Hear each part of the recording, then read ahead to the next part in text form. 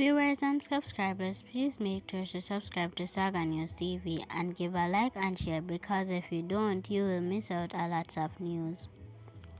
The life of a 67-year-old Trelawney Woodcarver was cut short on Monday night when he was hit by a motor car while crossing the North Coast Highway in Trelawney. Death is Patrick Jackson of Saltmarsh in the parish. Reports from the Falmouth police are that at about 10:50 p.m. Jackson was crossing the roadway when he was hit by a Toyota Vaxi motor car that was heading towards Falmouth. He received severe injuries. The police were alerted, and upon their arrival, Jackson was taken to hospital where he was pronounced dead. The investigation continues. The St. James Traffic Division is now investigating the death of an unidentified man who was struck and killed by a car on Monday while sitting on the roadway along the Long Bay Main Road. Reports from the Barrington police are that about 10:15 p.m., a man was driving an underfit motor car in a westerly direction along the roadway when the unidentified man ran out and sat on the road. The driver attempted to swerve but collided with him, resulting in the man being trapped under the vehicle. The police were alerted and the injured man was transported to hospital, where he later succumbed to his injuries. The investigation continues. Members of the Jamaica Constabulary Force are in mourning after a constable succumbed to injuries he sustained in a St. Elizabeth crash 4 days ago. Death is 27-year-old Ezra Booth of Junction Police Station. Reports are that about 11:10 p.m. on September 26, Booth was driving his motorcycle along Lacova Main Road when he lost control of the bike and crashed into a utility pole. The impact left him with broken legs and a fractured pelvis. He was rushed to the Black River Hospital, where he was admitted in an unconscious state. Booth died from his injuries on September 29. The St. Elizabeth Traffic Department is investigating the matter. A 51-year-old man accused of having sexual intercourse with a 14-year-old girl 5 years ago has been freed after the complainant told the St. Catherine Circuit Court she no longer wished to proceed with the matter. The accused, Mark Ferran, a laborer of Brownsall District, St. Catherine, was answering to 3 counts of having sexual intercourse with a person under the age of 16.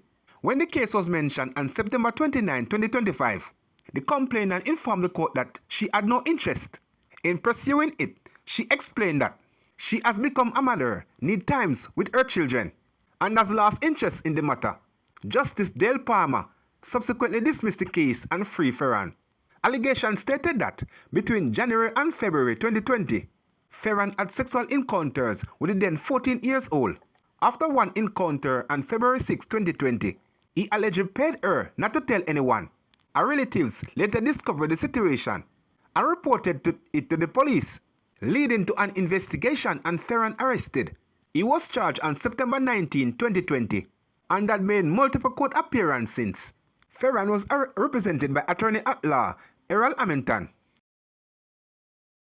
The man accused of the murder of University of Technology Jamaica student Anissa Dilworth was remanded when he appeared in the St. Catherine Parish Court on Friday. He is 29-year-old Jamar Grant, otherwise called Bella, of 9 Miles Bullby, St. Andrew, and Sligoville, St. Catherine. Grant is charged with murder and kidnapping.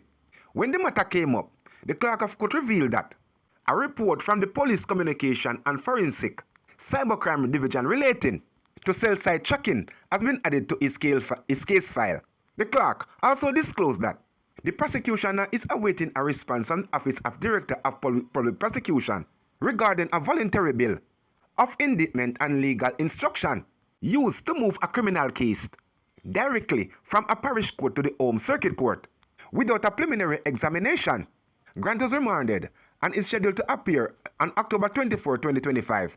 Allegations are that on May 7, 2025, Dilworth was reported missing, prompting a police investigation. 10 days later, on May 17, skeleton remains found on a beach in Portmore were tested and confirmed to be that of the 20-year-old pharmacy student. Armed with a search warrant, members of the Giant Anti-Gang Task Force swooped down on a premises in Mali Meadows, Kingston, late Monday night, where they allegedly found a Smith & Wesson firearm with a magazine hiding in the bedroom. Reports are that about 10:50 p.m. on September 29, lawmen searched the room at the location The weapon was reportedly discovered tucked inside a brown and plaid handbag, beneath a pile of clothes in a board closet. 4 persons were arrested in connection with the seizure. Their identities are being withheld pending further investigation. Police say the operation is part of an ongoing effort to dismantle criminal networks and move illegal guns from the street. 2 men have been slapped with multiple drugs charges after police seized more than 1,600 pounds of ganja during a major operation along Prampit Main Road in St. Thomas on Friday, September 26. 41-year-old Ryan Chambers of Whitehouse, Westmoreland, and 30-year-old Takeshi Foster of Slibe, St. Elizabeth. Reports are that about 9:35 a.m., members of the Counter-Terrorism and Organized Crime Investigation Branch (CTAC), supported by the Firearm and Narcotics Investigation Division, intercepted 2 motor cars. A search of the vehicle was uncovered. 33 bags packed with compressed ganja, weighing more than 1,600 pounds. Both men were arrested and later charged with possession of ganja, dealing with ganja, taking steps to export ganja, and trafficking ganja. Their court date is being finalized. This marks the second major ganja seizure in St. Thomas in just over a week. On Sunday, September 21, police confiscated more than 1,900 pounds of compressed ganja, valued at $5.7 million, during an operation in Dumfries. 2 men, 39-year-old Jermaine Thompson of Retreat St. Thomas and 27-year-old William Reed, were nabbed with several bags and a boat. They have since been charged with possession of ganja, dealing in with ganja, and taking steps to perpetrate to export ganja. Investigators say the intensified operation is a part of efforts to disrupt the illegal guns. For drugs trade, the public is reminded to report illegal firearms or narcotics by contact the police at 876-923-6184, the National Intelligence Bureau at 811, Crime Stop at 311, or the nearest police station.